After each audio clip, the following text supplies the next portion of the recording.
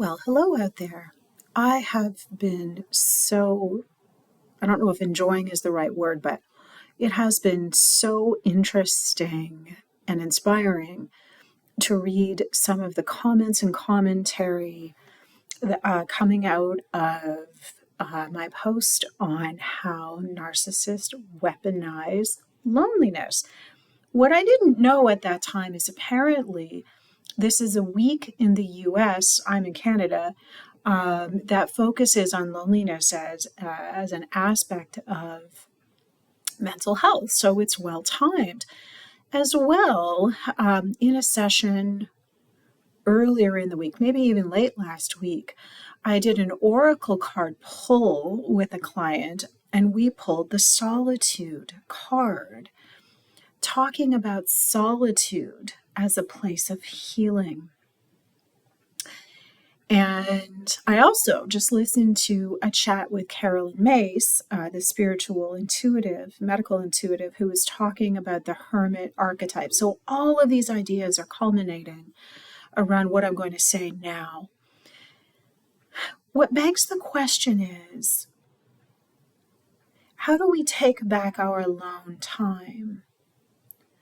So if we are alone by choice, that's one thing.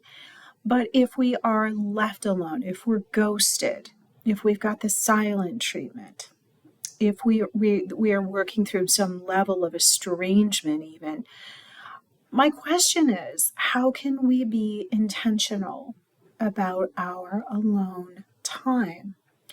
If we're by ourselves and we feel lonely, to a certain extent, that strikes me as giving our power away, right? As though someone else has done this to us.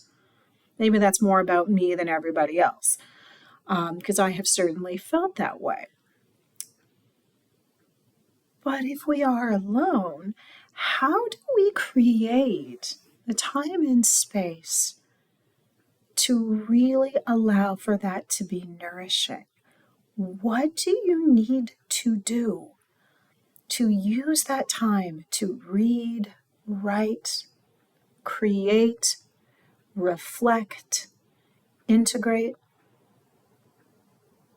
If we think about the energetic exchange with toxic people and how draining that is, how do you use that alone time to reclaim your inner peace and sense of self?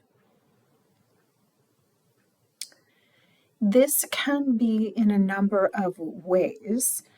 I believe that empaths particularly need to surround themselves with beauty and serenity in order to hit the reset button or recharge their batteries. But I think that's true for all of us, right? So part of detoxing, if you will, is very much about this solitude, this intentional aloneness. Some of the most nourishing time I experience now as an adult is being in the garden, which is good in the spring, summer, fall, not so much in the winter. As a young person, it was getting lost in a book or playing the guitar. So part of healing from this woundedness by being alone is to reclaim that time and see it as being vital and nourishing. In the coaching program, I will share with you that one of the threads that gets woven through is how to create beautiful space and time by engaging all of the senses. And that is what I mean in part by being intentional. So we are intentional, we set an intention, we have a plan and a reason for why we're alone. Okay? Now, if you're like me, you can be triggered into doing not so healthy things when you're alone. I get it, I know. This is where the intentionality helps, right?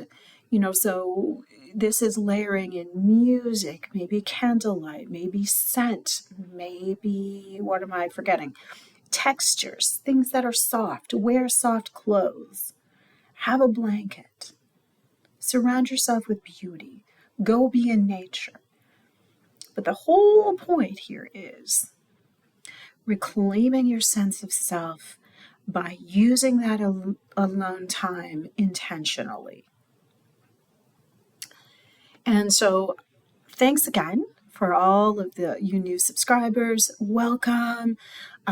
So great to have you. And I absolutely wanted to follow up with something hopefully inspiring and helpful after the discussion about loneliness. So I hope you have some time even today to carve out the time and space and the opportunity to just connect in with yourself, your inner voice, maybe connecting to spirit. So keep the comments coming. Let me know if there's anything you'd like to talk about, and I look forward to the next time we meet.